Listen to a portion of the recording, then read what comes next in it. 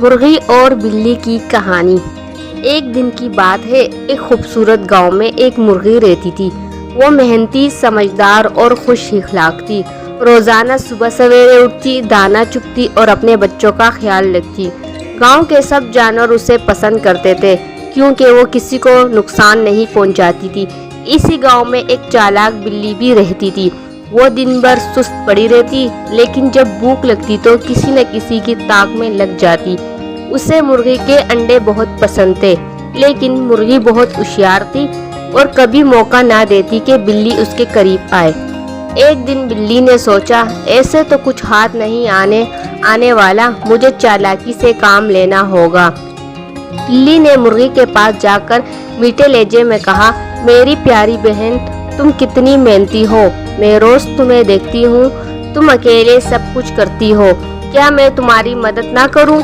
مرغی تھوڑی حیران ہوئی لیکن بولی، شکریہ، مگر میں اپنا کام خود کرنا پسند کرتی ہوں۔ بلی نے دل میں سوچا، یہ آسانی سے قابو میں نہیں آئے گی، کچھ اور کرنا پڑے گا۔ اگلے دن بلی نے ایک اور چال چلی۔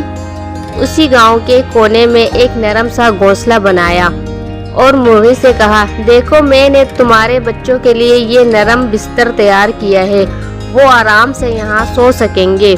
مرغی تھوڑی متاثر ہوئی مگر پھر محتاط رہی۔ اس نے بلی کی نیت پر یقین نہ کیا اور کہا، میں اپنے بچوں کو اسی جگہ نہیں بھیج سکتی جو تم نے بنائی۔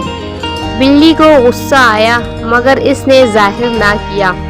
وہ سوچنے لگی کہ یہ مرغی تو واقعی میں بہت ہی سمجھدار ہے۔ کچھ دن بعد بلی نے آخری کوشش کی۔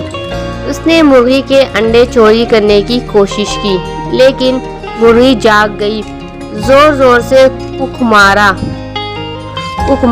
گاؤں کے سب جانور آ گئے، سب نے بلی کو مل کر بھگا دیا اور اسے خبردار کیا، اگر دوبارہ اسی حرکت کی تو اسی گاؤں سے نکال دیے جاؤ گے۔ اس دن کے بعد بلی نے کبھی کسی کو دھوکہ دینے کی کوشش نہیں کی اور مرغی پہلے سے زیادہ محتاط ہو گئی۔ تو پیارے بچوں، اس سے ہمیں کیا اخلاقی سبق ملا؟ تو اس سے ہمیں بہت ہی اچھا سبق حاصل ہوا۔ یہ کہانی ہمیں سکھاتی ہے کہ ہمیشہ ہوشیار رہنا چاہیے، خاص طور پر ان لوگوں سے جو ضرورت سے زیادہ میٹھا بولتے ہیں۔ ہر ایک کی بات پر فوراً یقین نہیں کرنا چاہیے، بلکہ سمجھداری اور احتیاط سے فیصلہ کرنا چاہیے۔ اور دوسری طرف جو ہے، بلی اپنی جگہ جو ہے خفا ہو کر بیٹھی ہوتی ہے اور افسوس کر رہی ہوتی ہے کہ یہ میرے ساتھ کیا ہو گیا۔